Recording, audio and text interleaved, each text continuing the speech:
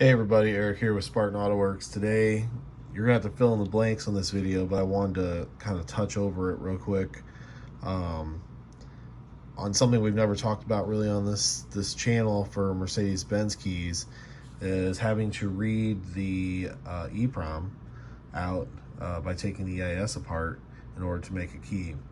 So this is a W220. It's basically the same thing as a W220, 215, and 230.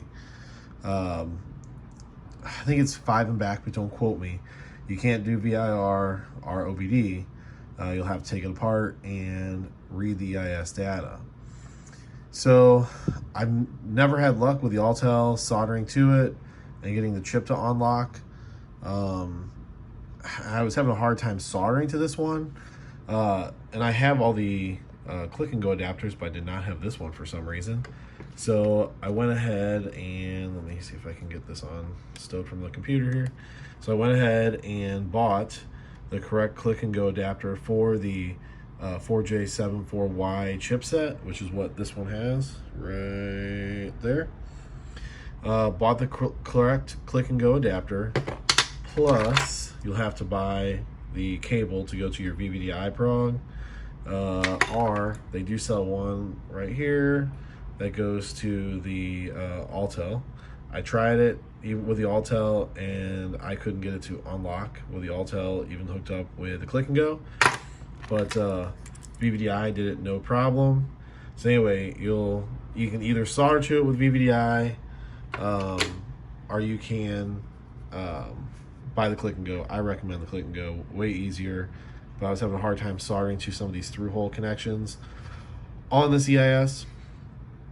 So like I said, went and bought the click and go adapter from MBE, LA Car Tech, and got it here a day early, thank goodness, because I had a couple of these to do, and our one was a W230 car. And here's how it works. So basically you put this into your click and go, you'll read it with VVDI prog, and you'll set it up right there, W220, the 4J74Y, and then you'll get your file. Then you're going to take your file, and let me see here.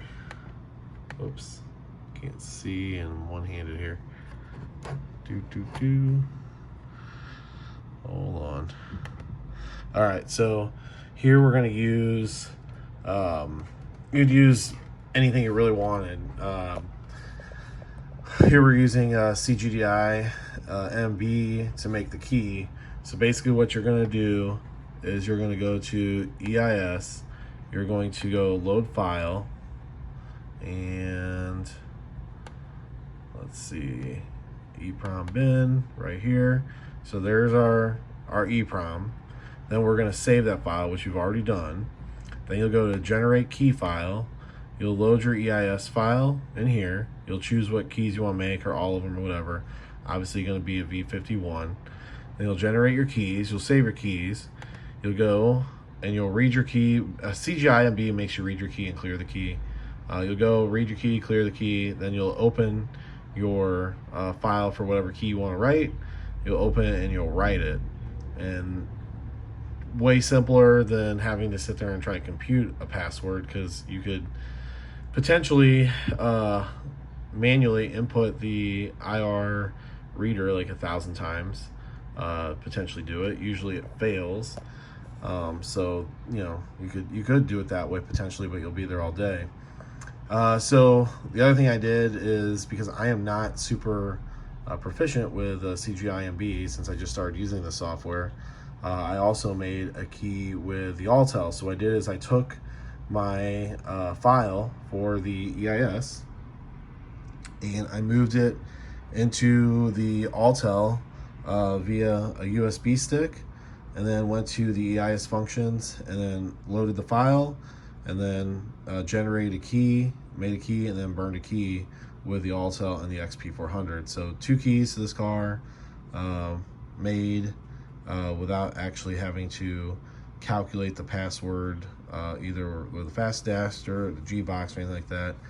Obviously on this chipset it's not doable, and you can only read it in circuit like this. And I believe there's some you cannot read in circuit where you'll have to smoke that chip off the board in order to do it, but For this one, no problem. Like I said, highly recommend getting the click and go adapter from MBE, and just make sure you get the corresponding adapter for whatever you're going to use, and you'll be good to go. Give you a little teaser of what's coming up. You won't be able to see it, but it's in this bag. We got an NEC chip or NEC key that we're going to get the password out of the key chip itself. We're going to take the key off, or chip off board, load it into most likely CGDI MB, and then we will calculate the password. And I'll kind of give you a sneak peek on that. So if we go to key, read, write, if you go NEC adapter, that particular chip should be, maybe it's the 229. It should be the 229. And then we'll use a chip clip adapter to read the password directly from the chip. So that's a teaser of what's coming up. I've got a whole bunch of videos I need to upload, just haven't had time. But here's one for W220, all keys lost. W215 would be the same, and W230. Click and go adapter, VVDI prog, any of your favorite. You don't have to, like I said, you don't have to use VVDI MB or CGDI MB. You could use your Altel and just load the file with a USB, and that will get the job done. So if you have any questions, comment below. I'll do my best to answer them. It'll be a lot of fill in the blanks in this video, but I kind of give you an overview of how to do it, because there's not a lot of information out there for you guys.